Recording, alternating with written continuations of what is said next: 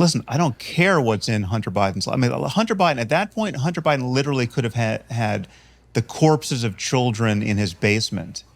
I would not have cared. You've all seen this clip, probably. This is Sam Harris on the Trigonometry podcast.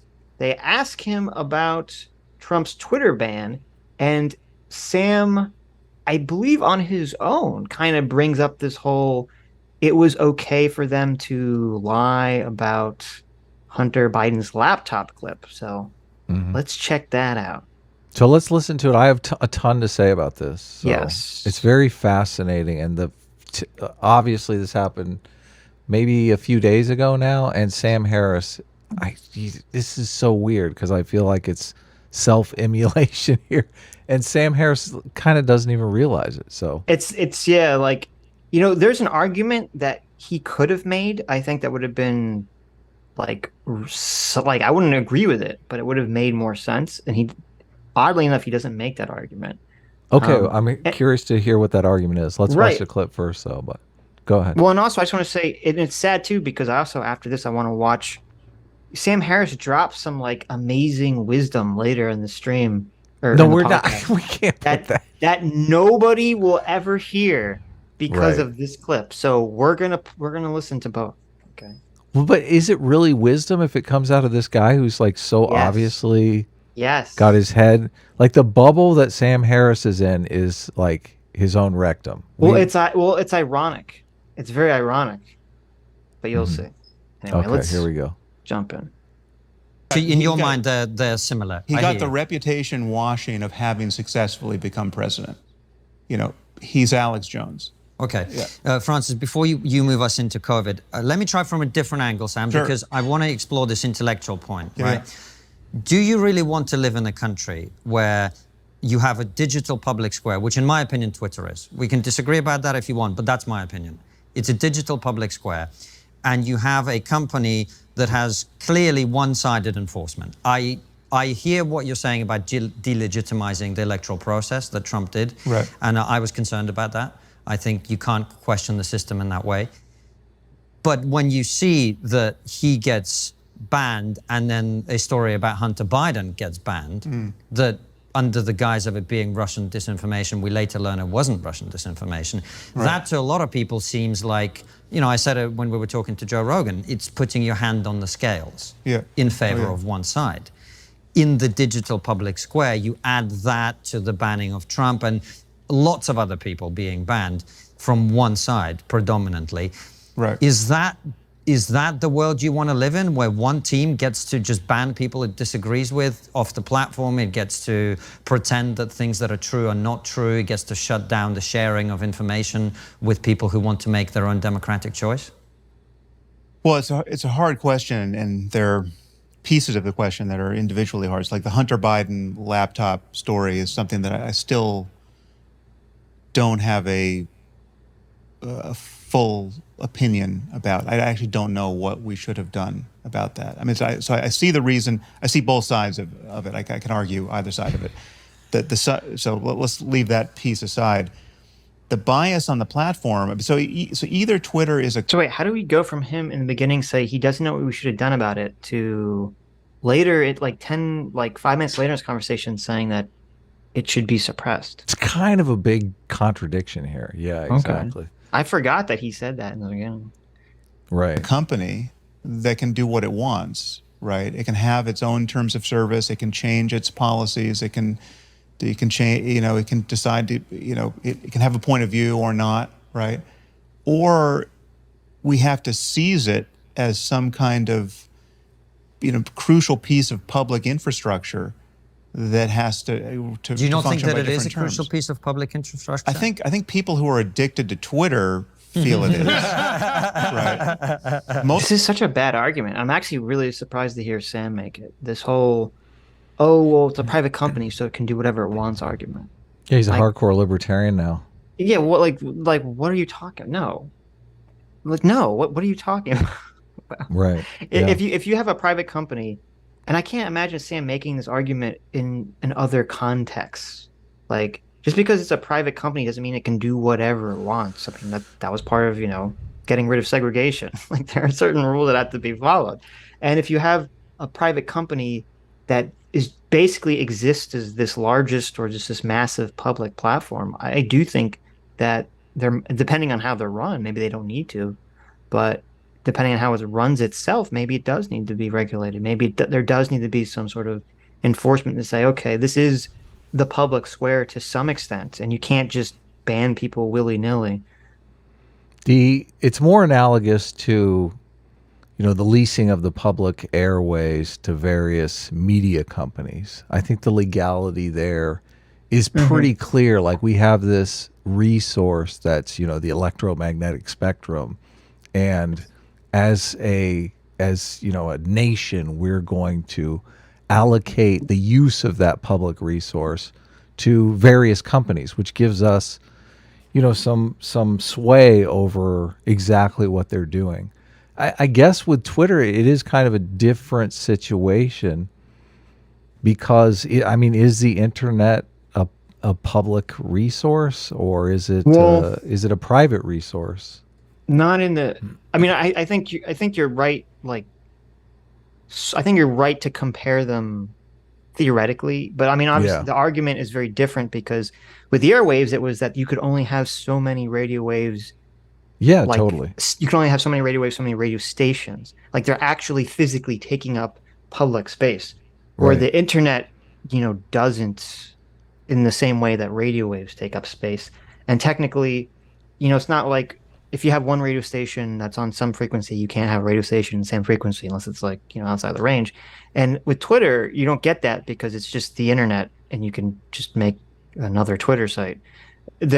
But obviously it won't be as successful, at least at first, because, it has to compete with a brand that's already just well established. Yeah. And, there's been all sorts of scale. Yeah, exactly. There's been all sorts of Twitter competitors and none of them have really taken off yet. So yeah, I don't know. It's definitely a difficult issue. And I don't know if you saw, there was a whistleblower who came out recently who used to do Twitter security stuff. And he was saying how horribly unsecure Twitter is and that way too many people have way too much access to way too much proprietary information and can monkey around with things way outside their clearance range. And he also said he didn't source any sources or name any names, but he claims that there's a bunch of foreign agents that are involved with, monkeying around with Twitter. Obviously. Which isn't that surprising. But they're the ones screwing with our politics. Right. So yeah. I don't know exactly what the solution is for Twitter right now, but that's why I wish, Elon would have bought it because I think he would have done better, but it seems like that's off the table. So yeah, unfortunately. Most, and I think it's, I don't think it should be. And it's odd to say that it's just so. First of all, it's just. Facebook is much bigger, right? It's just that we have a lot of smart people, journalists, brands, political people, concentrated on Twitter. So Twitter moves the conversation more than Facebook does, but it's the scale of it is much smaller. Yeah, but that doesn't matter. The scale of it doesn't matter.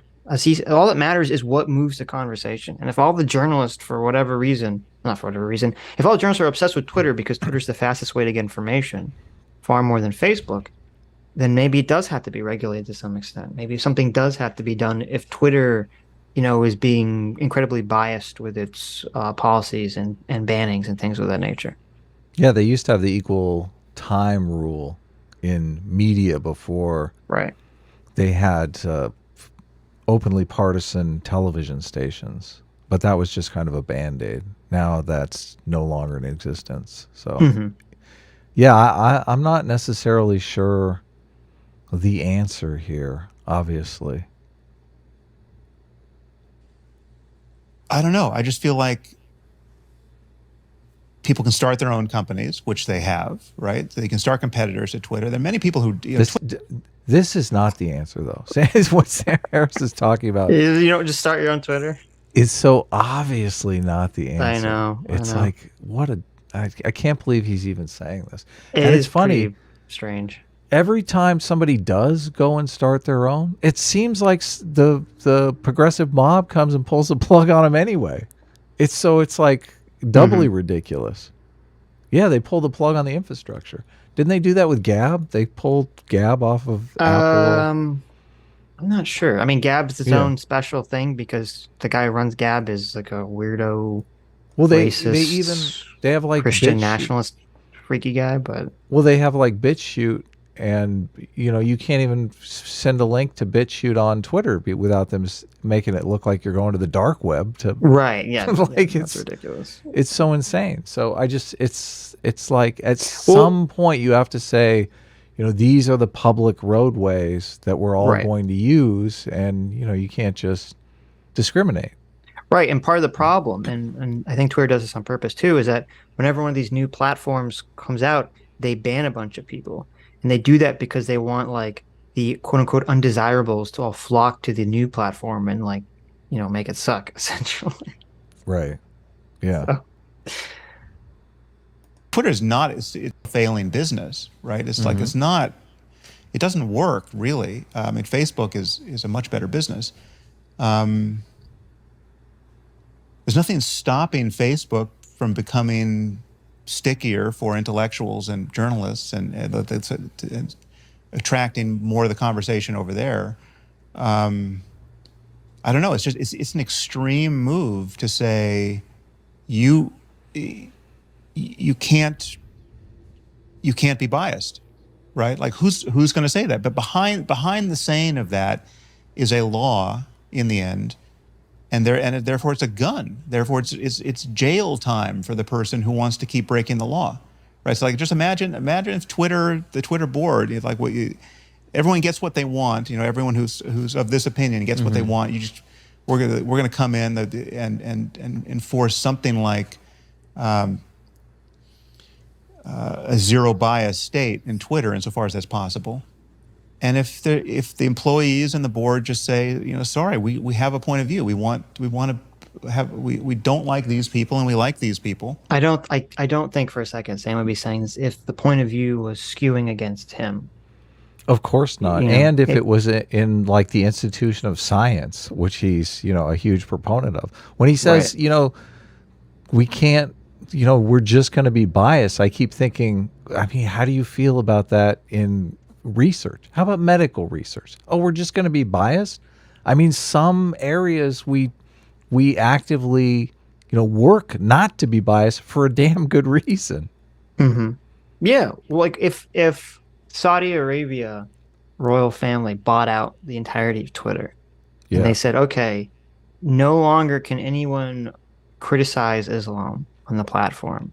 Oh man! Regardless of the region you're in, even in America. Okay, is Sam going to just be like, well, we can just start our new platform wherever we want? Like, I just can't imagine him saying this and making this argument. He'd be World War III. Sam Harris hates Islam. Yeah, so I'm saying, like, this is just it's a very, very poor argument. Yeah. I think one of the things the first thing Twitter should do is that whenever and everyone makes fun of Jordan Peterson in that clip, but he was right. Is that Twitter should, and YouTube, and all the platforms should have to do this, I think, by law. Especially for platforms where, like YouTube, where you're, making money and you could have a livelihood dependent on it. If they ban you from the platform, or they give you a warning or strike or whatever, it should have to say, like you should be able to see the report that like determines, your punishment. You should be able to see exactly what you said. And see the report and where it says, the logic about, what you did and how it violates the rules. That, to me, should be a law. Yeah. That should be a law, that we all get to see that information. And then feel like, go ahead. Well, I was just saying, then part of the problem is that, like, at first Twitter was like, oh, we're not going to ban things or remove things. We're just going to put the little, like, disclaimer under them.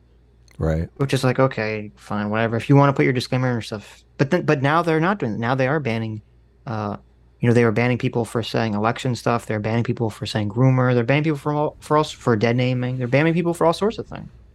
Yeah. Yeah, I think we should conceptualize these accounts as property and work on developing digital property rights, because that's what is so unfair. Like you spend hours and hours and hours of your life building up this piece of property, this account, and they can just come along and sweep all of that work away just by banning you. There should be some system where you have some kind of rights of ownership, because they're basically, I mean, it's like digital feudalism. They're all the landowners, and you come along and you work on the land, and you develop their platform. They're taking, they're the ones making money off it. Granted, creators do make money off of their accounts and whatnot. Yeah. So there is a bit of a sharing thing going on there, but you have no rights on the land. Like, you don't own the land. I guess there is, in some sense you own it. And I see people have sold their YouTube accounts unsuccessfully a lot of times, but people have been able to do that. So I feel like that's the direction that things should go. Just, it feels intuitively fair. It seems logically reasonable. We have a lot of property law that could easily be adapted if we started conceptualizing things this way. So, no, I think you're 100% right. I think that is the best way going forward to not only conceptualize it, but to persuade people that something does need to be done. Say, no, this is your digital property. It's like you've been working and tilling this land. You've been building something for months, years. And to just have some invisible hand, kill you essentially and and destroy your land, and there's no recourse. You don't even have to understand what you did. That's just horrible. It is horrible. They do it. I mean, it's that way for domain names. Like, you own the domain name. It's that way for phone numbers. You own the phone number. They can't just take it away from you. So there's I didn't know that. Well, there might be some kind of eminent domain equivalence for phone numbers. I'm not exactly sure, but you own your phone number. You own your web address when you buy a web address. So, I don't see why it couldn't be something similar for a Twitter account or a YouTube account. It seems that would be a fair way to proceed. Yep. So now you just break up the company? You just say, I mean, I thought it should have happened with Twitter is I thought Jack Dorsey should have deleted it. I mean, I literally thought he would have got the Nobel Peace Prize had he just at a certain point deleted it, right? I don't. So in any case, should they be forced to be impartial? I'm very skeptical of that. Should they be cajoled by unhappy people like yourselves or like the Trump fans to behave better? I'm just putting a counter argument here, Sam. I mean, I think so. Yes, I think if they were going to, Sam just called them Trump fans, didn't he? There's a little dig there. The Trump fans like yourself. Are they even Trump fans? The first, I don't think they are. I mean, I think the trigonometry guys are enlightened centrists, basically. Right. So they're just like, why are we being completely biased? I mean, the whole Hunter Biden thing, I mean, that's awful what they did. That is so anti-democratic. It's so elitist. It's so paternal. It's just, it reeks of unfairness. If Trump, well, I guess Trump didn't lose his Twitter until after the election. So, first thing to admit is it may be impossible to do this impeccably, right? It's like we can't go back to Trump's Twitter and see how many times he tweeted about the Hunter Biden story, but I'm sure it's probably in the triple digits. I'm sure he was tweeting about that every day. Like, why isn't CNN picking this story up?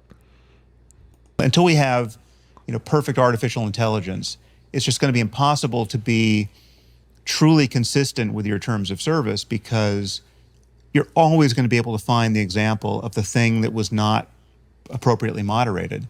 I hate this argument. It's such bullshit, because it's like, because we can't do it perfectly, we shouldn't do anything at all. It's like, it's the equivalent of saying, because, we're not going to be able to solve all murders, we shouldn't even try to solve murders. It's like, just get over it, okay? Why can't we shoot for some happy medium? Yeah. There are so many, and this what he brings up. There's so many places where it's so obviously one-sided. Yes, but if we all know that if that laptop was Donald Trump's Jr., Oh yeah, this would be 100%. treated. Yeah. That's all I'm asking. Oh yeah. about, Well, right? so let's take that piece. I think it was totally appropriate to view Trump to be existing in a domain that was orthogonal to partisan politics. My criticism of Trump is totally nonpartisan. Orthogonal. Right? There's literally nothing I say about Trump that I could say about any other Republican. Right? And I think Liz Cheney is a total hero. Right? So see, this is kind of ridiculous that he says it's nonpartisan. His views on Trump, like really. Well, really? I'm assuming what he means by that is that he's never had this level of animus towards a Republican. Like this is reserved specifically for Donald Trump. But it doesn't make sense if you look at the example that he makes. He is willing to look the other way when Joe Biden could be doing, essentially bribery with China. Mm-hmm. He's willing to look the other way on that because the guy's a Democrat. Obviously, that's partisan. That doesn't get more partisan.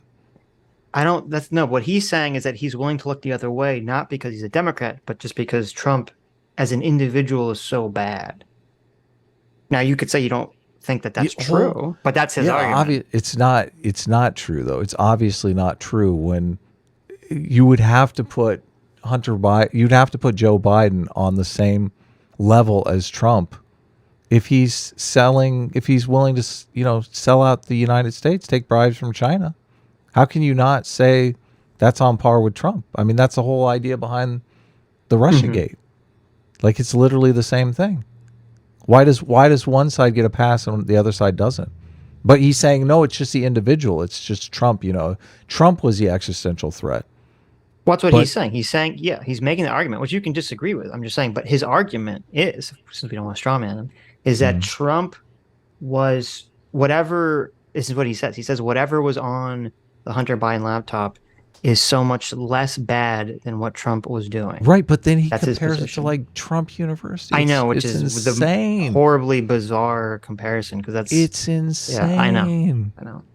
It's insane. It's like saying, there's this guy who's a serial killer and this other guy's a jaywalker, and obviously, the serial killer gets away with it, and the jaywalker we have to throw the book at because Sam Harris doesn't like him. Yeah, right.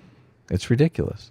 So, and I don't agree with her politics at all. Right, like Liz Cheney is a religious. This is. I'm sorry to pause so much, but this is the one thing that I wish they would have asked him, because Sam Harris is the king of evidence, right? Mm-hmm. What exactly has Trump done that puts him on par with someone who would sell out, the United States secrets to the Chinese? And what evidence do you have? Because it feels like a lot of this stuff. You keep saying, was that what was supposed to be on the laptop? I thought it was not that. It was that Hunter Biden was basically doing, like with what was the company in the Ukraine? Well, I mean, it was like Hunter Biden was basically selling influence to, him, his father through him to be on the boards of various countries and to make various deals. But that's a little okay. But when you say selling secrets to China, you make it sound like, Joe Biden is giving the fucking nuclear codes to China. That's a little that's pretty extreme. Well, obviously, we don't know because there was no investigation. So one thing that they always point to is the 10% for the big guy. So evidently, of the money that Hunter Biden was getting, 10% was going to Joe Biden. And whether or not it was going to Joe Biden just so they could have Joe Biden's ear, or there was some sort of quid pro quo going on, we have no idea, right? All I am saying is that's a piece of evidence for something nefarious. He's saying Trump has done much worse than that. Yet he points to Trump University, which is basically like every single celebrity has one of these scam, seminar things that they do to milk their fans. Obviously, Right. I don't condone that, but it's not exactly I'm vice president of the United States selling influence to China. Right. So I don't, for me, it doesn't make much sense how you could say that. And Well, okay. this is why I would ask Sam, like, okay, Sam, what evidence do you have that Trump, what exactly has Trump done that is worse than the Hunter Biden situation? Right. You know, just from what we know. Right. And what evidence do you have of that? Because it feels a lot like Sam is kind of acting like he has some, you know, secret source that knows Trump's inner thoughts or knows things Trump has done that we don't know. Well, I mean, we're kind of jumping ahead, but since we're talking about it now, and I agree, him using Trump University was a very bizarre and very weak argument to make. And I'll say that I don't think really under any circumstance, I'm sure there's some hypothetical circumstance someone could create, but I don't think under most circumstances, at least in the circumstances that we live in right now, I don't think that they should have suppressed the Hunter Biden story or lied about it or banned people from talking about it, anything like that. I'm completely against that 100%. Okay? Me too. 110%, 1,000%. Yeah. But the argument Sam could have made that would have been a better argument would have been that if Hunter Biden, and this is why I'm being sticky with what was actually on the laptop, because if what's on the laptop is Hunter Biden is basically getting on the boards of or doing consulting work for Chinese companies and Ukrainian companies and all their other countries, and it's just a scam because they're just basically paying him to do nothing just because they want influence with his father, that's so different than like Joe Biden selling government secrets to the Chinese government. Because huge, yeah. Right.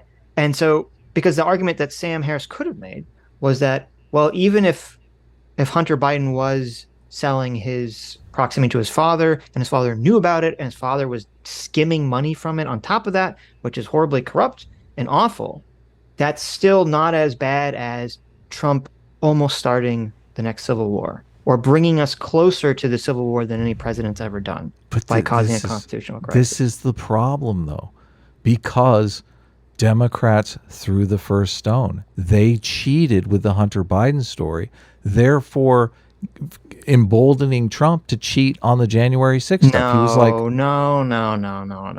That's a terrible how do you argument. not? It's a terrible wait a second. argument. Wait a second here. I'm not condoning this. I'm just saying that if well, we don't know, obviously we can't rerun the experiment. Right. But when you cheat somebody, you give them, excuse, you give them justification for them cheating as well. This is like, do you disagree with that? You and I both know, and everyone listening to this knows, okay, that if the Hunter Biden laptop story came out and it wasn't blocked or banned or anything, and Biden still won, Trump's behavior would have been 100% exactly the same. That had no influence on his behavior about the election fraud stuff. Well, that's the thing. If the Hunter Biden story came out, maybe Trump doesn't even lose. No, I'm saying maybe, but I'm saying hypothetically, because you're saying is that, well, maybe one thing justifies the other thing. I'm saying that doesn't at all. I'm not saying. Wait a second here. I'm not saying not that it does justify it. But I'm saying that it gives people justification. This is the whole. This is the whole problem with cheating. Wait, you know that Trump would have behaved the same way regardless. So that's why I'm saying that's a bad argument. Well, I'm just saying cheating begets more cheating.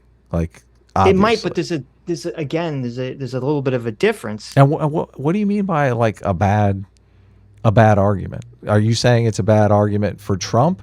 For anyone to make. It's a horrible argument to make. So you're saying Trump should step up and say, listen, they totally cheated during the election. They suppressed the Hunter Biden story. That would have been decisive in changing the outcome of the election. So but I'm just going to let it go, and I'm not going to. Okay. So wait a minute. I'm not going to do anything about it. Okay. So yeah, I think if you're the president and you're like, okay, this my opponent has some bad story that's going to make him look bad. Though obviously how bad's going to make him look and what the specifics are murky at the time, especially at the time that the story came out. Sure. And whether it was even true or not was still murky at the time when it came out. And you say, okay, so that was suppressed wrongly. And maybe, possibly, who knows, maybe that would have influenced the election one way or the other. I'm highly skeptical it would have affected anything because the race was so contentious and Donald Trump was such a polarizing figure. I don't think anyone would have given a fuck. But wait a minute. They did a poll. Wait. Hold on. Okay. And so there's no world in which that would then justify Donald Trump or anyone saying, okay, well, because that happened, that means that I can make up claims or just convince myself a bunch of bullshit about election fraud, even though every single person that works under me that has access to this information, who has done the investigations, all says there is an election fraud, so much so that I'm going to possibly irrevocably damage the entire fucking country by going against the Constitution and creating a constitutional crisis and attempting to cause possibly a civil fucking war because the media suppressed a news story about your opponent? How the fuck is that comparable? Well, I am just saying that there is culpability on both sides here, because once you start cheating, once you start going down the road of, anything goes, then everyone starts cheating. If you're in a situation where you're in an environment where basically everyone is on the take or is cheating, I understand. if you're not cheating, you're a fool. You are a fool. Okay, here's the problem. You can criticize, and you should criticize. We should all criticize all the actors who suppressed the story. That was 100% wrong. Well, you have Sam Harris here applauding them. I know. Sam Harris is wrong, okay? Fuck Sam Harris on this take. This is a terrible take, okay? He's 100% wrong. But as I said, you can't say that, there's culpability regarding the election fraud stuff to the left regarding this story, because this was Trump's MO from the beginning. When he was running against Ted Cruz in the primaries, he was saying, oh, they're going to rig it. And he kept saying that until he won the primaries. And it was the same thing against Hillary. He's like, oh, it's going to be rigged. It's going to be rigged. And then he won. And, oh, suddenly it's not rigged anymore. So we know that was going to be the thing he was going to say, regardless of this Hunter Biden laptop story. So you can't say that there's culpability for the election fraud shit because of this. Well, it does give justification to his supporters as well. It's not just about Trump. I agree with that. Yeah. Right, so I mean, if the Hunter Biden story comes out and Trump does lose the election, I completely agree with you that Trump is still going to say they cheated. But I think that the number of people that would believe the they cheated story would be substantially less, because everyone would say, listen, if they were going to cheat, they would have, maybe suppressed the Hunter Biden story, even though they would have dropped it as an October surprise. It would have been justification for it would be more justification that Donald Trump was in the wrong. But they threw that away. That's all I'm saying is, I really feel like, and this is what bugs me about this Sam Harris clip, I really feel that there is some culpability for Democrats, that they're in fucking la la land about taking some responsibility. As soon as you culpability for what? For suppressing the story, for lying about obviously there's culpability Trump. For their direct actions. I mean, culpability for what? You're making it sound like. I understand your argument. They poisoned the well. They did the exact same. We're in this tit for tat struggle between Republicans and Democrats. Okay, but that doesn't work if we know that he was going to do that anyway.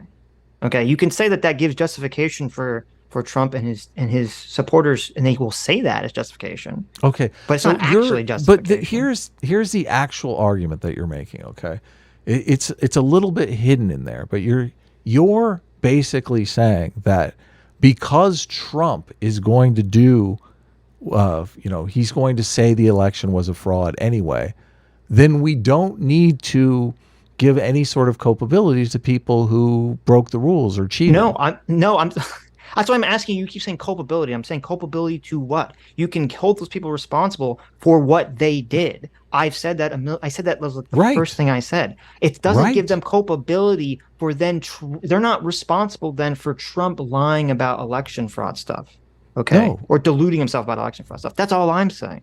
Well, I still think there's some culpability there. I honestly do. Just because I think they created the environment for more people to believe that the election was stolen. And the problem that we have right now is we're going down this path where so many people believe the election was stolen. And, you ask them, well, why do you think the election was stolen? And they say, Hunter Biden story. Like, what the fuck? Mm-hmm. Like, it's totally their go-to justification for why they think the election was rigged. So if that changes, that takes the justification away. And I do admit, like, there's lesser justification beyond that Hunter Biden story. That Hunter Biden's, like, the suppressing of the Hunter Biden story is solid. Like, you can point to the other things. You can say, if you take them down the justification for election fraud path, there's not a lot of there besides the Hunter Biden story. So. Okay, I don't know. I completely disagree. It had no influence. Well, no, hold on a second. No impact on what Trump did or said. People will say it did, and those people are wrong. They're just that's 100% team playing. You don't think suppressing the Hunter Biden story had any impact on the election? They literally I said on the news were running that it was Russian disinformation. First of all, I have no idea if it had any impact on whether Trump would have won or not. Okay, I'm saying there's a poll. Okay, there's a poll that came out. There's a Rasmussen, right. Which first of all, Rasmussen has completely tanked their credibility. But I don't know why they did that, but they have. But because they came out so weirdly pro-Trump and they were in favor of the election fraud narrative in 2020, which was so bizarre. But that's another story. No, I'm saying, yeah, it might have had an effect on the election. I have no clue. But what I'm saying is that it had, again, I'm literally making one very specific thing. Right. One very specific claim, which is that it had no effect whatsoever on whether Donald Trump would say the election was rigged or not. Okay. And I agree with you. I agree with you. But you have to take into consideration. Well, no, do you not agree that the problem is much bigger than Donald Trump? The problem now is there are a bunch of politicians who feel the need to endorse this election fraud narrative so that they can appeal to the base and get elected. What I am saying is suppressing the Hunter Biden laptop story, Sam Harris, getting on his show here and bragging about how, yeah, we did it and we're going to do it again. Foments resentment. Well, he basically does. He basically says that. I mean, this is why people are giving him a hard time. He didn't say we're going to do it again, but I mean, he's not remotely regretful about any of it. Right. So all I'm saying is we're in this weird world, and I'm saying that a lot of the credibility that I think Trump still has is because they suppressed the Hunter Biden story. The same thing that we're talking about now. No, you could be right. I think you are right that this gives some shadow of credibility to this that people can latch onto. I think that if this hadn't happened, if the Hunter Biden laptop ceased to exist, I don't think anything would be different. I think no one's opinions about election fraud would be different whatsoever in reaction. I don't think any politicians that support it or don't support it would have changed their minds. I don't think anyone is regarding election fraud. I don't think a single person is basing their opinion on that because of the Hunter Biden cover-up story. Well, I disagree. I think it is interesting. So you think even if the Hunter Biden story was made public and was on all the news, all the mainstream news networks, you're saying that the outcome would be we'd still be in the exact same place that we are today. Okay, first of all, I didn't say that. Okay. I don't know why you keep circling back to that. I said I don't know. What are you saying then? I want to be clear here.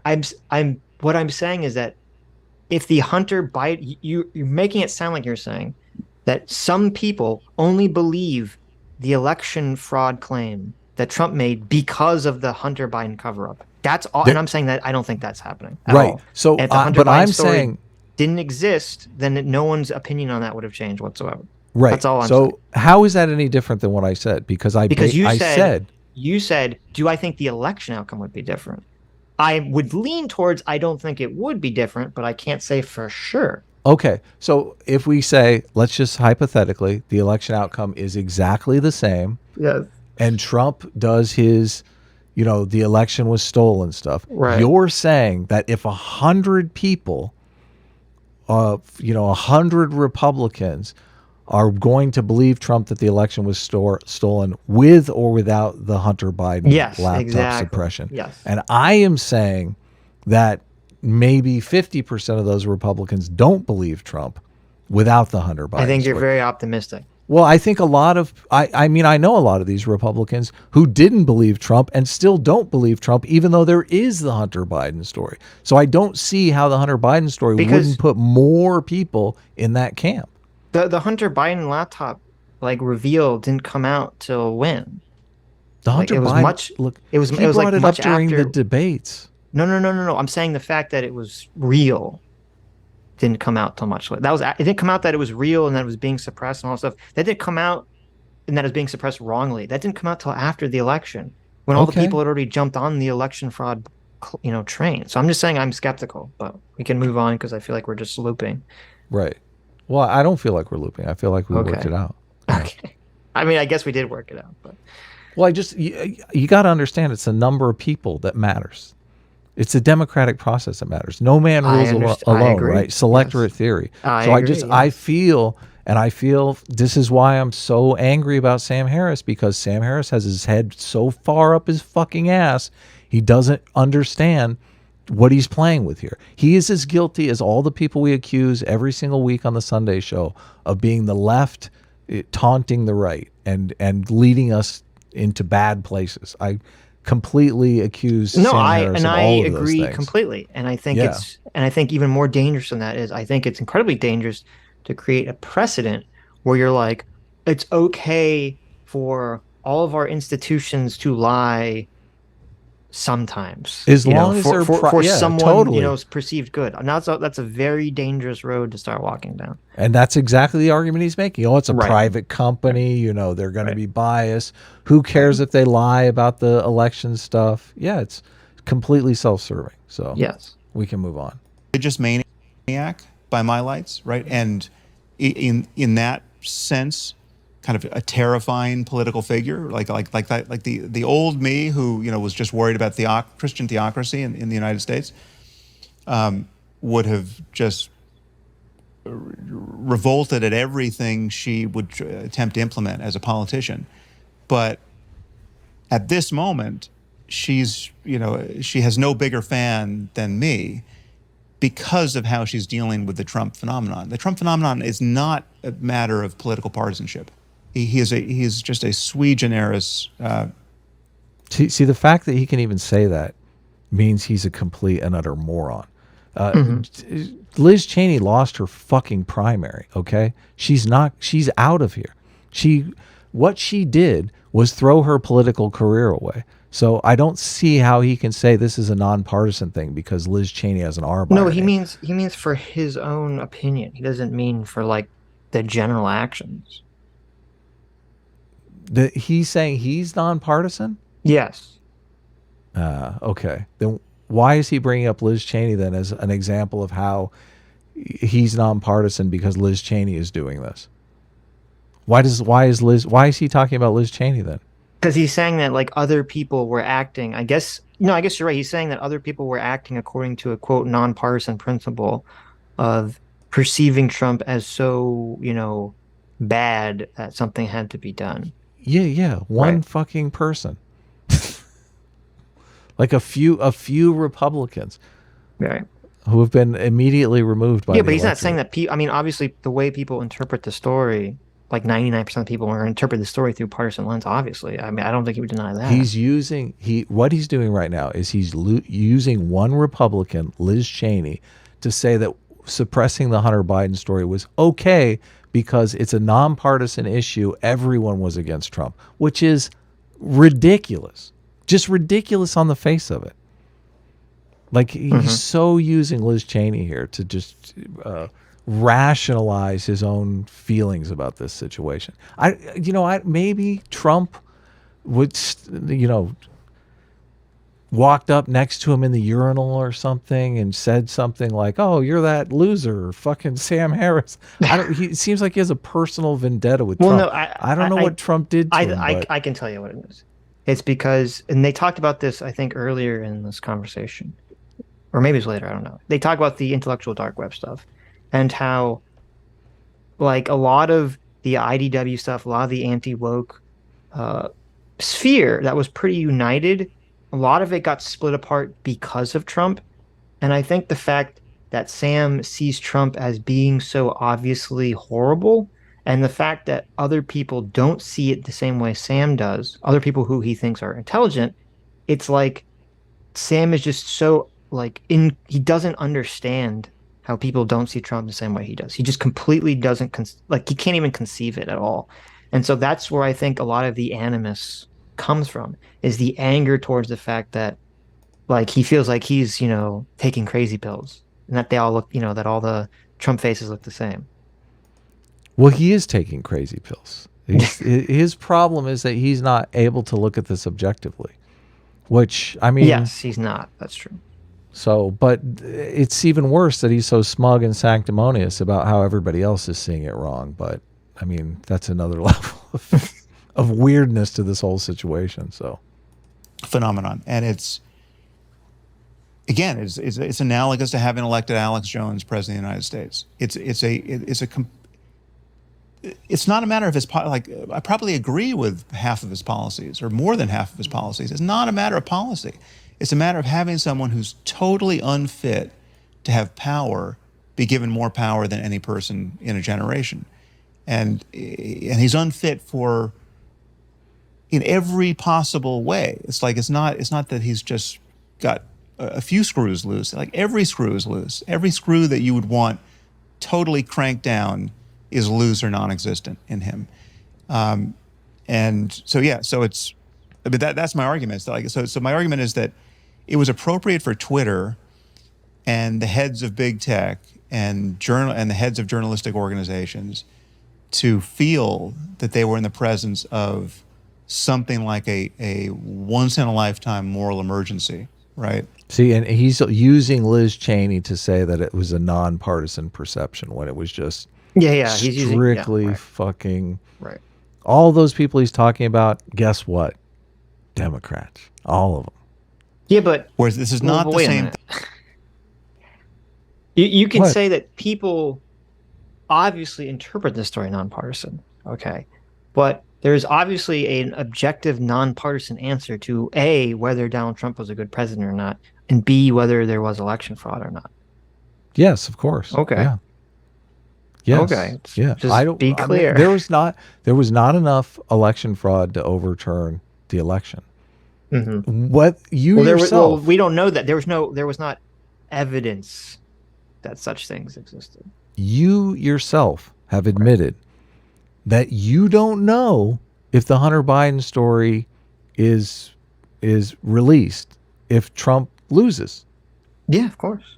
Okay, so that's a huge thing to a lot of people. A lot of people believe that if the Hunter Biden story had been released, Trump would be president right now. Yeah, but that's okay. But that's just a partisan belief, though. It seems nonpartisan because Sam Harris believes that. We don't know what we don't know if Sam Harris actually. I wish they would ask. I wish they would ask the follow-up question. Right. Do you think I would ask him, do you think if the Hunter Biden story was released, do you think Trump would be president, Sam? Mm-hmm. That would be an uncomfortable question, wouldn't it? Right. Well, I'm assuming he would say probably not. And this is what he would probably say. Probably not, but why risk it? I'm assuming that's what he would say.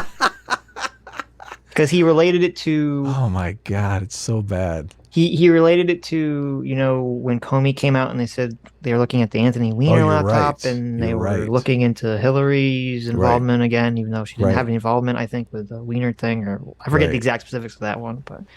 And he said releasing that information was a mistake in the last election because it cost Hillary Clinton the election. So he's saying they should have cheated then. He was. But this is my problem with this whole theory. I am very skeptical that Comey coming out and making that statement about Hillary had any effect on the fucking outcome of the election in 2016. I'm so skeptical of that. And it just sounds like Democrat cope to me when I hear that. So, but that's why I'm saying it just sounds like Republican cope to me when I hear the same fucking story, but from the other side. Like, well, if this would have come out, the election would have been different. It's like, maybe, but I'm very skeptical of it. Well, that's a good point. I don't think the average voter cares about this kind of stuff.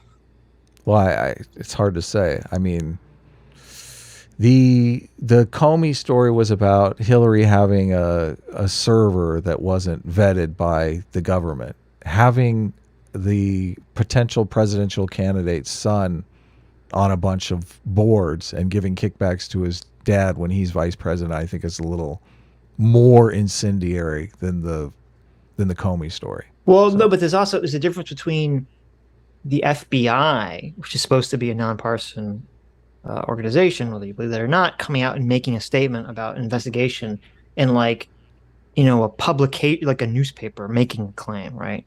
No, of course, yeah, so hugely, yeah. It's a lot easier to. Well, in this day and age, if the FBI came out like the month before the election and said,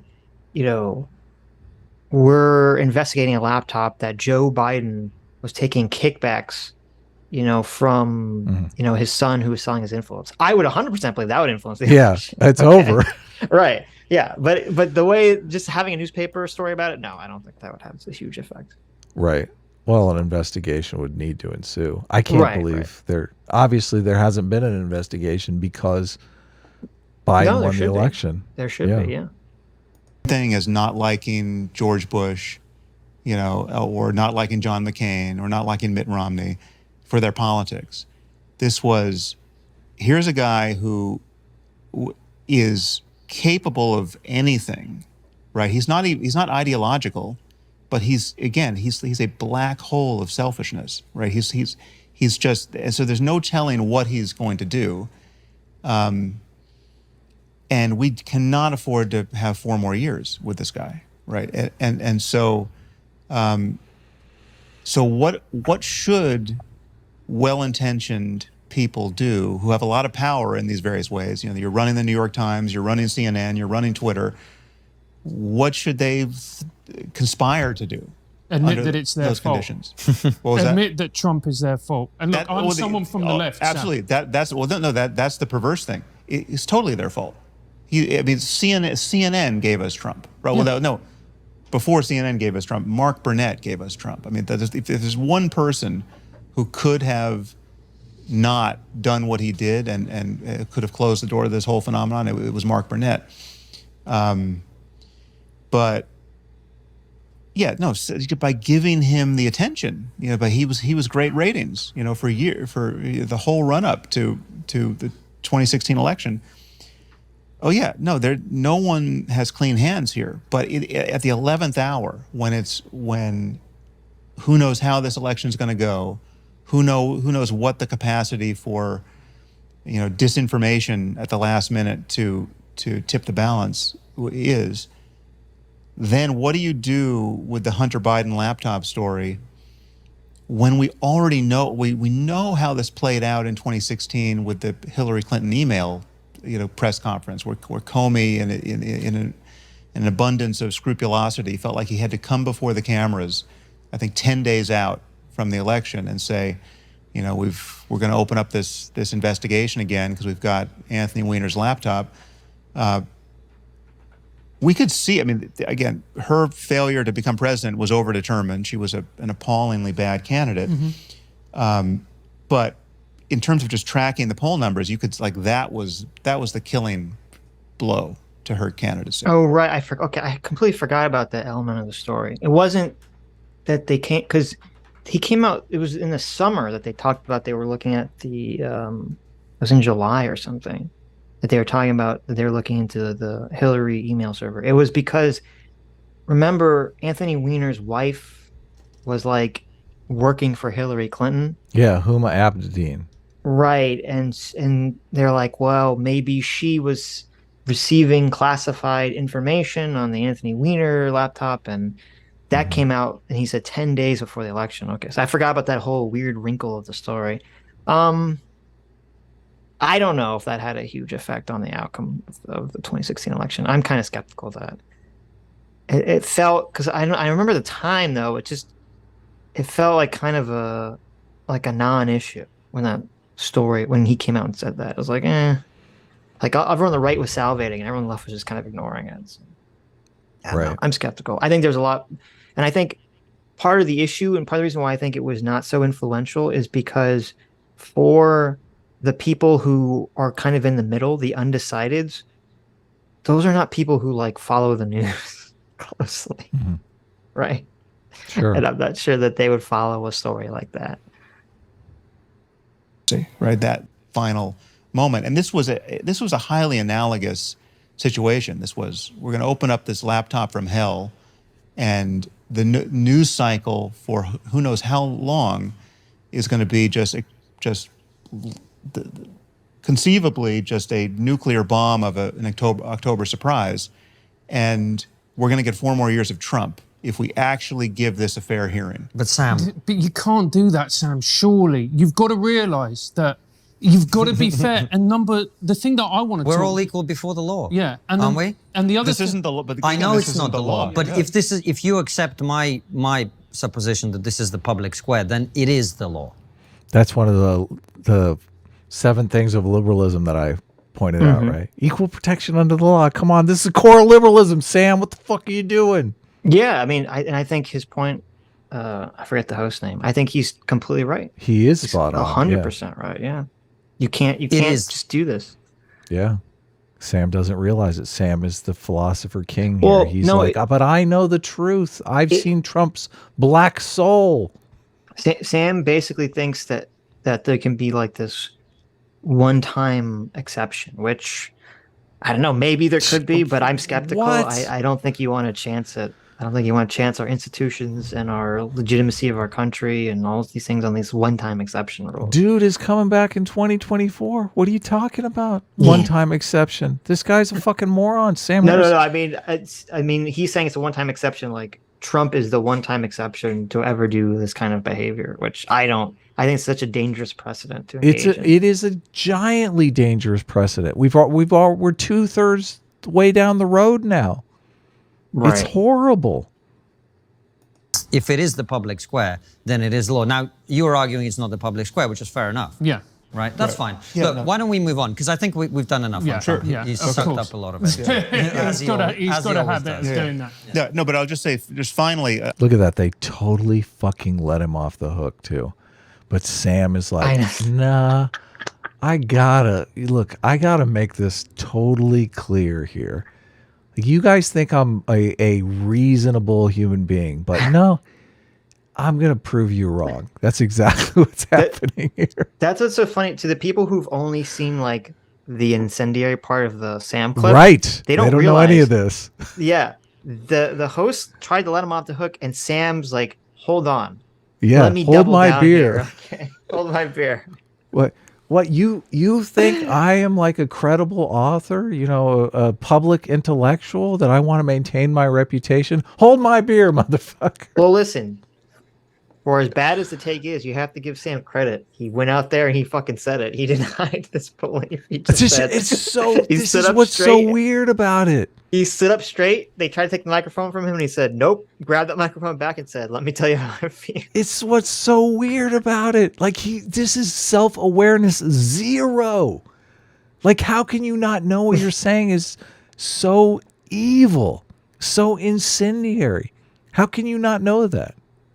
I do, again, it's like a coin toss for me, the Hunter Biden laptop thing, because I do understand how corrosive it is for an institution like the New York Times to show obvious bias and inconsistency and dishonesty in how it's like they couldn't even frame it honestly. It's not like it's like the way I would frame it is, listen, I don't care what's in Hunter Biden's. I mean, Hunter Biden, at that point, Hunter Biden literally could have had the corpses of children in his basement. I would not have cared, right? It's like there's nothing. First of all, it's Hunter Biden, right? It's not Joe Biden, but even if whatever scope of Joe Biden's corruption is, like if we could just go down that rabbit hole endlessly and understand that he's getting kickbacks from Hunter Biden's deals in Ukraine or wherever else, right, or China, it is infinitesimal compared to the corruption we know Trump is involved in. It's like a firefly to the sun, right? I mean, like there's just it doesn't even stack up against Trump University, right? Trump University as a story is worse than anything that could be in Hunter Biden's laptop, in my view, right?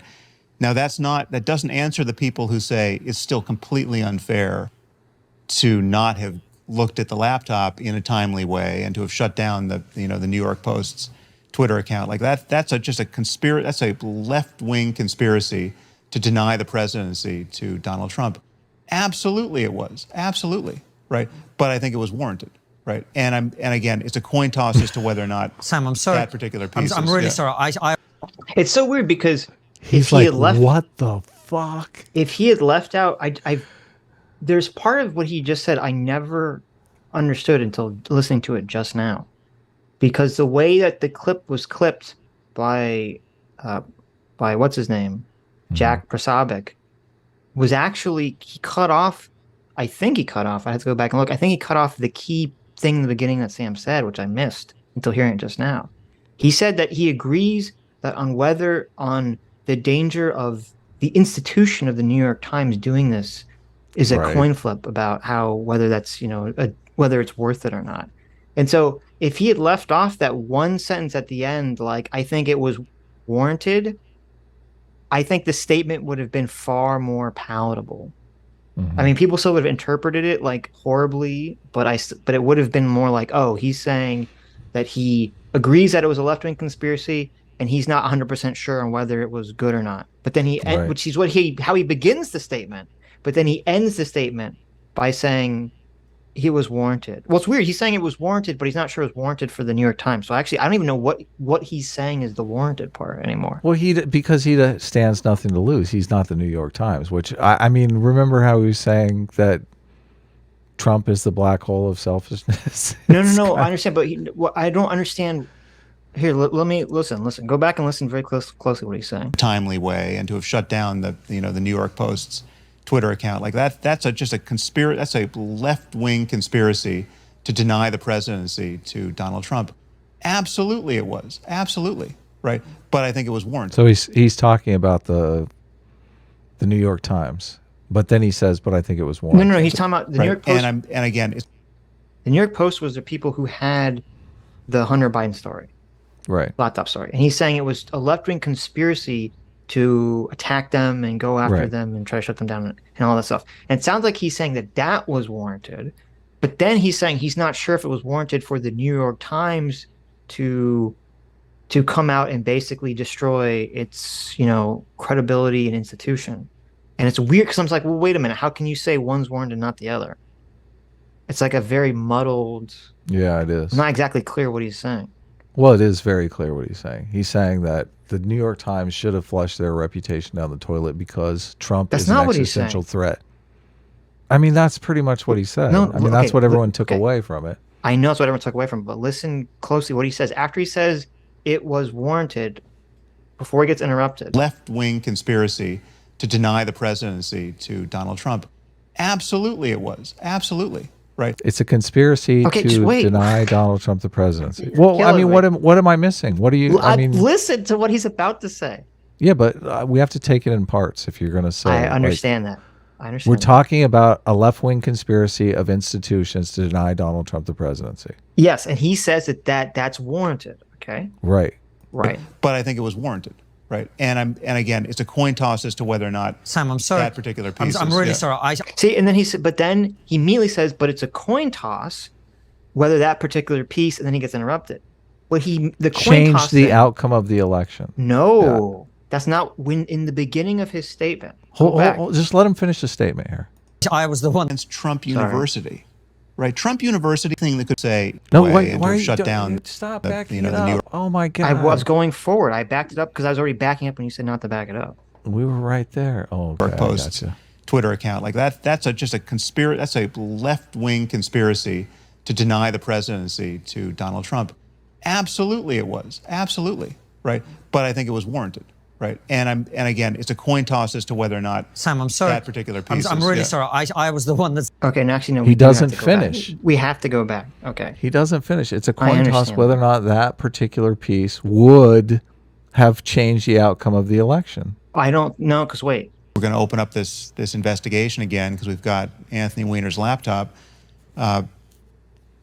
We could see, I mean, again, her failure to become president was overdetermined. She was an appallingly bad candidate. But in terms of just tracking the poll numbers, you could, like, that was... Okay, I found it. It's at 35-38. This is when he first says coin toss. The public square, which is fair enough. Yeah. Right? That's fine. Yeah, Look, why don't we move on? Because I think we've done enough. Yeah, on sure. Trump. Yeah, He's of sucked course. up a lot of it. He's got a habit of doing that. Yeah, no, but I'll just say, just finally, I do, again, it's like a coin toss for me, the Hunter Biden laptop thing, because I do understand how... It's a coin toss on whether or not they should have released the story, is what I think what he's saying here. Right. Yeah. Right. corrosive it is for an institution like the New York Times to show obvious bias and inconsistency and dishonesty in how it's like they couldn't even frame it honestly. It's not like it's not like. So he's basically saying that it's contributing to institutional decay. Right. He's worried about that. Right. And the part of his statement that got lost, which Was I didn't him realize doubling down on that. Yeah. Which I didn't realize until just now, is that the incendiary statement is he's saying that's what the New York Times should have said. He's saying that they shouldn't have. Sam is saying the New York Times should not have come out and said the laptop was false. The New York Times should come out and said the laptop doesn't matter because Trump is so evil. Right. That's what Sam is, and I didn't understand that part of his statement until just now. It's still a bad statement. But. Right. Well, it is obviously. Right. Yeah. But He's that's a saying very the New York important... Times. The New York Times should have been dishonest to save their credibility. They should have been dishonest in a different way. Well, no. It's not. There's a different. No, he's saying they shouldn't have been dishonest. They should have just said it doesn't matter what's on the laptop. Which you can. You can have that opinion. It's not a dishonest opinion. It is dishonest. Opinion. How is that your opinion? Wait, how is that dishonest? Because it does matter what's on the laptop. Obviously, if there's evidence that Joe Biden is corrupt to the gills, and that is relevant. No, but it's because it's going to be an individual person's opinion about whether the corruption on the laptop, assuming it's all true, is more important than the corruption of Donald Trump. I don't think anyone would take that person's opinion as credible, though. I mean, you can think of a million hypotheticals where that person's opinion is just nonsense. Well, no, but it depends what is on the laptop, what exactly the allegations of the laptop are. All I'm saying is either way, the New York Times credibility is shot. Sam Harris effectively admits this by saying they couldn't even frame the story correctly.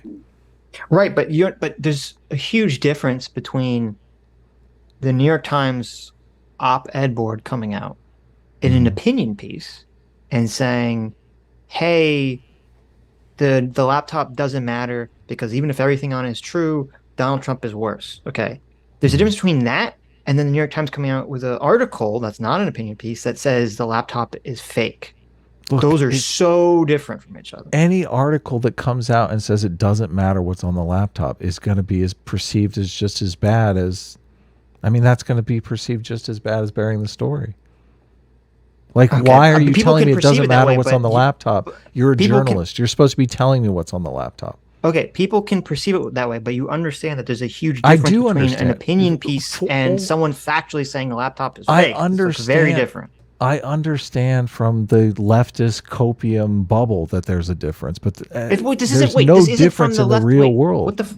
Okay. This isn't from any sort of copium bubble. There's a very big difference between a newspaper coming out and saying, this is our opinion, and a newspaper coming out and saying, this is the fucking facts. Right. There's very different statements. Now they could have similar effects on the public, but they're very fucking different statements. But the difference is so minute in this particular case because of what the opinion is. I don't see how you can say that. Well, the opinion is basically The facts don't matter. You're saying that the opinion is the facts don't matter, so you still get to, they don't give a fuck about the facts. No, they're not. No. The opinion wouldn't be that the facts don't matter. The opinion would be assuming you literally said. No, it would be like a summary judgment. They'd be saying, assuming everything on all these claims against Biden are true, he would still be less bad than Donald Trump. Okay? Right. They're not saying the facts don't matter. They'd be saying, okay, I got you. I see the difference. Exactly. Yeah. Right. Right. They're basically copying to everything that they know about the laptop. Right. And they would say, even knowing everything, that's still the threshold of badness would not be passed. They should throw a picture in of Hunter Biden with the crack pipe. That would be a great clicky photo for the story. Yeah. That would be. They could make the headline right above the crack pipe. It doesn't matter. I hear what you're saying, and logically it makes sense, but I think we both know, like, well, no, they would. That's still the bottom line is that still throws their credibility under the bus. No, but what you said is the reason they. Well, assuming they knew that they were lying. I don't know if they knew they were lying or not, but assuming they did know they were lying, they didn't do it because of what you just said, because they knew that it was silly. Yes, of course. Yes, right, but it would be, at least it would have been honest, though. At least it would have been honest. They did. I'm sure they did this analysis in a meeting with like 20 people. Yes, they were saying, "Listen, down this road, our credibility's in the crapper, but Donald Trump is not president. And down this road, our credibility's in the crapper, and Donald Trump is president." They're like, "Okay, if we're going to lose our credibility anyway, we might as well bury the story, right?" Right. Yeah.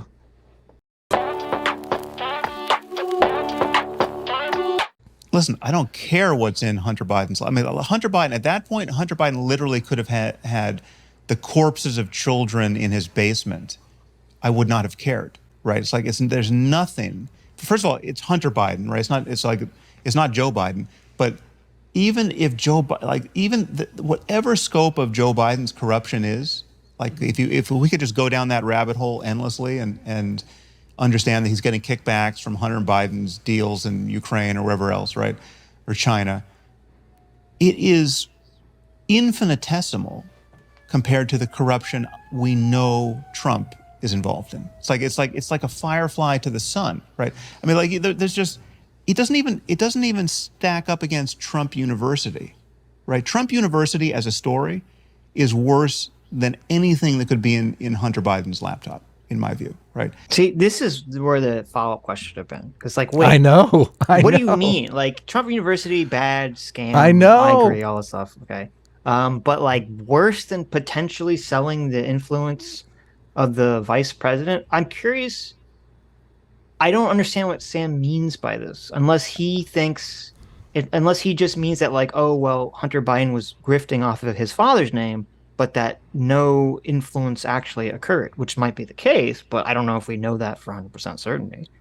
So, I mean, you argued that Trump should be impeached for a lot less than that, right? Whoa. Well, Trump did. Whoa. I mean, This is why I knew the conversation was going to go on for a long time. Okay. No.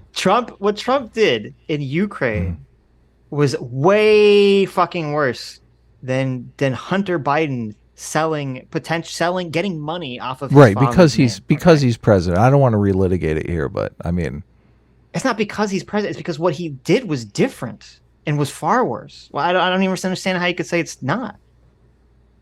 Well, I think what Hunter Biden was doing was illegal, and what I'm not sure what Trump did was illegal. So, okay, I don't know if it's illegal. Well, actually, I don't know if either of them were doing was anything illegal. First of all, your argument was that what Trump did during the impeachment, even though it was minor, started us down the road of corruption. And it wasn't minor. What are you talking about? See how. Wait. What conversation are you remembering? Okay, I said that the President of the United States, using the full force of the American government to try to force a foreign country to smear his primary political opponent, is a big fucking deal. I never said that was a minor issue. Okay. Well, I mean, Like, that's insane. That's way worse than the fucking Hunter Biden laptop thing. That's why I don't understand why Sam didn't go with that. Like, why the fuck did he go with Trump University? That's the weirdest thing to go with. Right. Well, who knows if he even knows the details on impeachment? I assume he does. He's so obsessed with all this stuff. Maybe so. Now, that doesn't answer the people who say it's still completely unfair to not have looked at the laptop in a timely way and to have shut down the New York Post's Twitter account. Like that's just a conspiracy. That's a left-wing conspiracy to deny the presidency to Donald Trump. Absolutely, it was. Absolutely, right. But I think it was warranted, right? And again, it's a coin toss as to whether or not Sam, I'm sorry. That particular piece. I'm really sorry.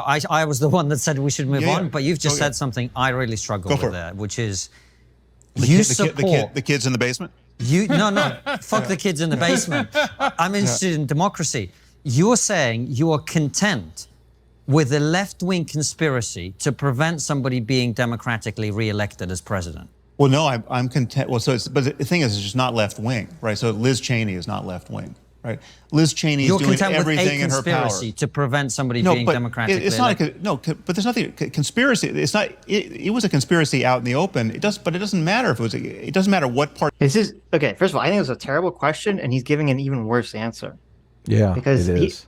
The answer that he should have given was, I'm not saying that they should have. When you say conspiracy to prevent someone from being democratically elected, what that sounds like you're saying is that you think the Democrats or whoever should have done something to the electoral process. They should have fucked around with the voting machines or something like that's not suppressing a news story. But right. It was very weird the way that he worded it, and it's even weirder that Sam didn't respond to that point. Well, the implication is freedom of the press is a thing in free liberal democracies. So it is considered a huge part of the democratic process. Well, no, but if the electorate is uninformed, they can't make a reasonable decision about the candidates. Yes, but that's the freedom of the press isn't the issue in this case, because it wasn't the government telling them not to print the story. It was the press themselves deciding not to print the story. Right. What they call the press the fourth estate, right? Right. They totally failed in that, duty, obviously. Right. Yeah. So that's a problem. And I mean, it's an open question whether or not democracies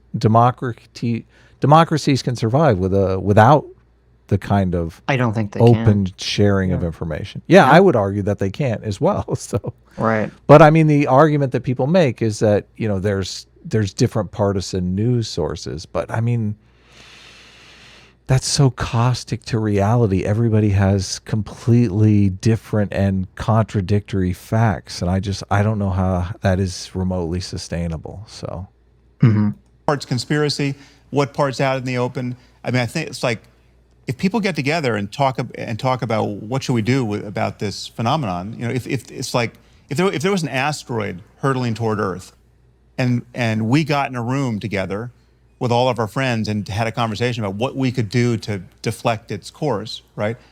Is that a conspiracy? Some of that conversation would be in public, some of it would be in private. We have a massive problem. We have an existential threat, right? Politically speaking, I consider Trump an existential threat to our democracy, right? Now, he's not going to destroy the world, very likely. If you destroy democracy in the process of protecting democracy... No, but that doesn't destroy it. No, what I'm not suggesting, at no point was I suggesting we should stuff ballots or actually break the machinery of democracy. But we should have an electorate that's misinformed. I mean, how is it any different? How is it any different? All political opinion is already... Look, this is the same as,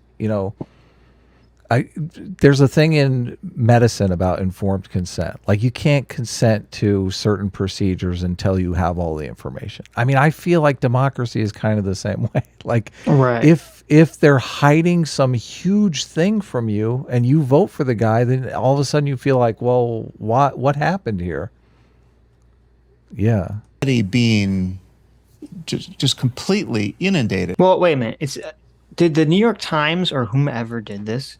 I'm assuming that they didn't know that the story was true. I'm assuming they convinced themselves that the story was fake. Oh my God. Well, Maybe, wait a minute. That's maybe. a huge difference. Okay, because you're talking about it like okay. as if the New York Times is sitting around in a shadowy room, like we know that this story is real and will damage Joe Biden, so we're gonna say that it's fake. Versus a bunch of completely tribal TDS individuals who are like, this is probably totally fake, and they look at it through their rose-colored glasses. I'm sure they did. Yeah. Because I have opened the 50 former intelligence leader letter, Mm-hmm. and that's what it reads like. Because they even say, we want to emphasize that we do not know if the emails provided to New York Post by Rudy Giuliani are genuine or not, and that we do not have evidence of Russian involvement. It's just that our experience makes us deeply suspicious that the Russian government played a significant role in this case. So Right. No. it's yeah. just very, very silly. It would be interesting to know if that letter was a complete farce or if it was actually just driven by tribalism. That is a question I would like to know the answer to. But I think it 100% was. First of all, these were former intelligence people. Right. They weren't current intelligence people. Were there So any what do we- Republicans like- in the mix there? Was there any? I don't know. I'd have to see who the 50 people were. But Well, when I'm I'm gonna, reading, if I had to guess, if I had to bet, nah, I'd say it's all partisans. when I read it, it sounds very much like, well, we looked at this and used our civilian powers to determine that it's fake. Like it's just very very goofy letter. Yeah. No, it's partisan claptrap, obviously. We're trying to get to a place where we don't have, monomaniacal partisans running all of our elite institutions, right? I think that's the Yes. problem. That's a giant problem. See, Sam Harris here, he's a voice for people on the left. And now he's telling them they did the right thing. It's so bad. He's contributing to the institutional decay he's complaining about. I agree that he shouldn't be saying it's the right thing to do, but I don't think Sam Harris is not the voice of anyone on the left. The left kind of hates Sam Harris, so he's kind of like in his own. Sam Harris is the voice of Sam Harris. There are people that completely agree with this sentiment and are like happy that Sam Harris is saying the quiet part out loud. No, I agree with that. I'm just saying the broader left has already. Sam Harris has fallen out of favor with the broader left long ago. Mm-hmm. Yeah. Well, now they love him again. I don't know. Skeptical, maybe. But yeah. Okay. With misinformation, biased takes, half truths, and outright lies, right? Or just the amplification of bad or misleading information based on the algorithm, right? So it's already just an abattoir of opinion, right? And now the question is, what can you do with your own biases and your own to get the outcome you think is actually better, not just for yourself personally, but for the world, right? So I'm completely. This is just so antithetical to everything Sam Harris stands for. It's all opinion. I mean, there are facts in this case that are not opinion. The real thing, I guess you could say, it's antithetical to is it harkens back to his truth debate with Jordan Peterson. Because you could say, well, wait a minute. Oh, now he's taking Jordan Peterson's side. Yeah, because now he's taking the metaphorical truth side and not the objective truth side. Yeah. This is so bad.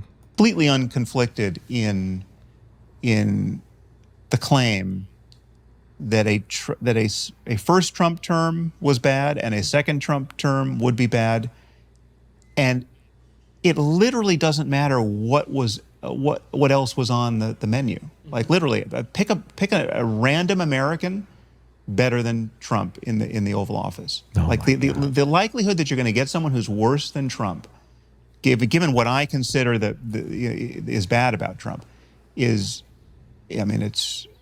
on the order of 1 in a million, right? Like you're not going to get worse than Trump if you pick at random.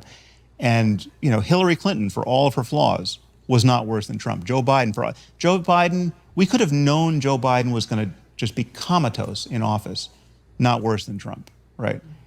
Kamala Harris, not worse. Like it's all, and again, it's not just a marginal call. It's just these are people who are normal politicians who are so much more constrained by predictable machinery, right? There's such less of an opportunity there to destroy institutions that we have to rely on, right? If, with any of those people in charge, including a random person in charge, a random person who's going to be terrified at the responsibility of the office and default to expert opinion, across the board. No, Trump is an Alex Jones level figure for me, so it's analogous. Like a smaller problem is to just for some billionaire to buy the New York Times and give it to Alex Jones to run, right? That would be that would be a catastrophic loss and mistake, but that's a smaller problem than getting Trump reelected. All right, wow. So here's your. Let me ask a hypothetical that is going to take all of chat's willpower not to or all of the Trump fans in chat to not melt. Okay. It's going to take all of your free will not to melt at this moment. Okay. Mm-hmm. I don't agree with what I'm about to say, but this is how I would guess Sam Harris sees things. Okay. Sam Harris probably believes that if Donald Trump was to win a second term, he would try to become president for life. Or something to that effect, have his kids be president or whatever, to cause some sort of crazy, no, we're not going to be a democracy anymore, right? And so Sam Harris would then say, well, if that's the case, if hypothetically, if Trump gets a second term, he's going to become president for life, does that then justify the New York Times or Twitter intentionally lying to hide the Hunter Biden laptop story? Well, the question though, and this happened with January 6th, he tried to get a second term and didn't get any buy-in. So I mean, if he's going to try to be president for life, I feel like the institutions are going to constrain him anyway. No, I agree with you. I don't think, and I make it clear, I do not think Trump wanted to be president for life or anything of that nature. I don't think so either. Right. But I'm saying if Sam Harris believes that, and he asks you that question, and he says, hypothetically, assume that he is going to be president for life if he gets a second term, is it worth the institutions to basically lie or cheat to prevent that?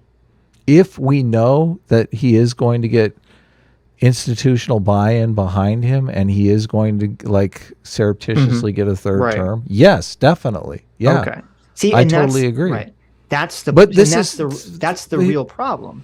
You can't go off of your fucked up, crazy fucking mind, though. This is the mind of a madman. First of all, we all do. So we all go off our own minds. But that's the problem, because Sam and the New York Times and Twitter, their view of Trump, for as bad as he was so skewed to be hyperbolically worse that they foresaw, or at least tricked themselves into foreseeing the dark Trump is president forever future. So then it basically justifies them doing almost anything to stop that. Yes. And Trump even played into this in a way that I don't think was helpful, obviously. Yeah, with he fucking juiced him. Yeah, well, I think he got a kick out of the fact that they saw him as something that he wasn't. Right. They don't have a clear picture of him in any way, shape, or form. And I mean, I've read a bunch of books now of people who've interacted with him and have sized up his presidency and whatnot. And the whole idea that Trump is going to be this authoritarian dictator, I think he was super concerned because he didn't want to show up at the fucking ex-president's party as a one-term president. He didn't want to be sitting with Jimmy Carter off in the fucking corner, right? He didn't want Obama. And Obama, the first time that comes out, Obama and Clinton are snickering as he walks in. You know what he's going to think. So this is the true thing that Trump is afraid of. But stupid fucking dumbass Sam Harris here, who thinks he's the smartest guy in the room, can't see this. That's what's so incredible about this. It's obvious just from this clip, Sam doesn't understand selector theory. Sam doesn't understand no man rules alone. I would be curious if Sam is even willing to admit that January 6th was a big fucking catastrophe for him because he didn't get any buy-in. So I question Sam's credibility on any of these things. Oh yeah, I agree. Yeah, he's totally off on it. So any final thoughts? I'll send the link to Joe. No, Sam has TDS. It's unfortunately controls his mind in a lot of areas, and it's sad. Yeah. All right, CT, cut it out. Remember, hold on. Now that the clip is done, Sitch. Yes. $100 bet that the clip is a week late or a day late. $100 bet. I guess we can't We can't really do that because I should take that bet because NCT will do we'll it just actually, to spite yeah. you.